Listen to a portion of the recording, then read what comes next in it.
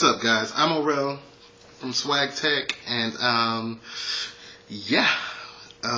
Sorry about the poor video quality. No, I am working off a cell phone right now. We're getting everything set up to relaunch Swag Tech. I'm not even supposed to be doing this video, but I got some vape mail in, and I wanted to share it with you guys because I'm extremely impressed. And what impressed me to the point to put out such a low quality video would be the kGo VV from Hoosier eCig. To my knowledge, at this point, he's the only American vendor that has this. I could be wrong, and to be honest, I kind of hope I am, because if he runs out of stock, I can't order anymore, so I feel like I should just start hoarding them and ordering them, because I'm always going to want to have one. I've worked an Ego Twist. It's okay. I've worked the eye taste. It's okay. This is just firing on all cylinders for me right now, and there are a few reasons why I say that. First off, $25.88, the price point, it's cheap. You can build a starter kit based off of this, get started into vaping, and only spend about 50 bucks. I mean, you get the battery and the charger for 25 bucks. You get a VV Nova tank, which comes with 3 heads. That's 10 bucks. You get some juice. That's like 14 bucks, and you're ready to go. So there's that. You get an LCD display with a battery meter. That feature alone makes me love the mod, because the iTaste has a battery meter, but it's not really a meter. It's based on the color of the LED, and it's supposed to go green when it's fully charged, to at 70% or so it switches to orange, and then at around 30% or so it switches to red. It doesn't do that. It's green, and then when it's about 30% left, it switches to orange. And then when it's at about 10%, it switches to red and it dies. So that's annoying to me. Whereas with this, I get a full battery meter with 4 different notches, whatever, 4 different levels where I can watch my battery go down, and I know when I need to throw it back on the charger. Now, it is only 650 mAh. Your iTaste would be 900, if I'm not mistaken. And of course, you can get an Ego Twist in any number of configurations. Generally, the 1000 mAh is what people go for. That's cool. For a 1000 mAh Ego battery, it's about 25 to 30 bucks, but you gotta buy the charger if you don't have an Ego charger laying around. This already incorporates that. A lot of people have complained about that button there. Because it is flush mounted, they can't feel it, they don't know where it is, and they get lost with it. Well, my hands aren't really callous because I don't do a whole lot of, fiddling around, manual work. I work on the computer most of the time. I'm actually a nerd, excuse me. So, I feel it, but even when I don't feel it, if I'm distracted, I know where it is because it's lined up with these buttons, and I feel them. I always grab my PV like this.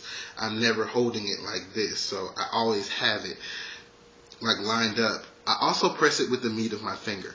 I've always done that. I'll continue to do that. It goes up to 6 volts, from 3 volts up to 6 volts. I don't know too much about lower voltages and using it, because everything that I vape, I'm usually at around 4, 4.5 to 5. Sometimes I'll ramp up to 6 depending on what I'm using, but everything that I've tried on here so far, it's performed stellarly with. That's been VV Nova tanks, some clear misers, some drips. I mean, I've tried pretty much everything I could, standard resistance and all that good stuff. And it works. It works well.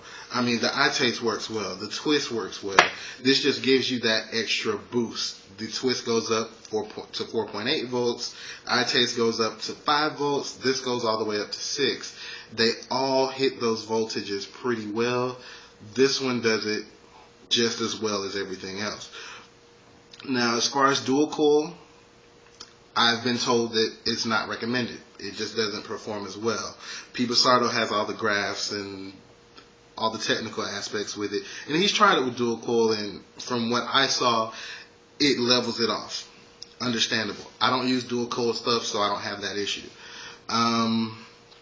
The only gripe that I have with it is that button has a delay. So when you're taking a vape from it, you let off the button, you want to clear it out first. If not, then it's just going to keep firing after you take it out of your mouth. It isn't long. It's about a second. It's not that big of a deal. I come from using a 510 manual. Like, that's where I started. So when I hit the button, I take the long, slow drag, I let off the button, I clear it. That's the way I was taught to do it from the beginning. So even when I had my exhaler or my Omega or any of the other mods, I always did that anyway. So usually by the time I take it out of my mouth, I'm done. Sometimes I'm a little quick, but who cares? It doesn't kill you. So I'm going to go ahead and take a vape so you guys can see the vapor production and all that good stuff. And yeah, I got a 2.8 ohm atomizer head in there with some Mountain Baker Frostberry Blast that I created. Good stuff. We're going to rock this at 5.2 volts and we'll see what happens.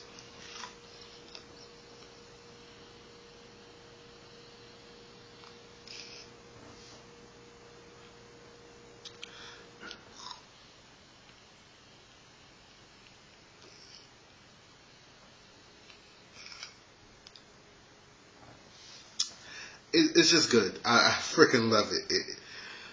Part of that is just the juice, because the juice is good, but a lot of it is just the feel in my hand. It's this soft touch coating on here. It's awesome. I don't know. I just like it. You have your ego threading, so I got to put my cone on with my VV Nova, else it would just look ridiculously stupid on top of this mod. And that's pretty much it. Of course, everyone knows 5-click on, 5-click off. Hold those two buttons down there, and then you'll lock in your voltage so you don't have to worry about accidentally changing it. And that's it. There's only so much you can say about a battery mod. All I can say is it's a huge ego twist contender. It's a great option. I did have one hiccup, though, and this was my fault. It's not the mod's fault at all. I got a little rough with it, and I don't know if you guys can see that because I am on this grainy cell phone video, but I got a little rough with it, and I was wiping it down, and I twisted it. When I wiped, I did a little twist move, and when I did that, this is a rubber band. It goes all the way around, and the button sits down in that hole. So when I twisted, of course, the button didn't provide give, and it broke the rubber band, and I'll be fixing that. It's a simple fix. But for right now, it's kind of just hanging on. But it stays for right now, and I'll get that done. That's not a big deal. I did that, so when you have one, if you watch my video, please, when you wipe it down, don't apply pressure here and twist. You're just going to snap that rubber band. Other than that, though, I love the daggum thing. HoosierEsig.com.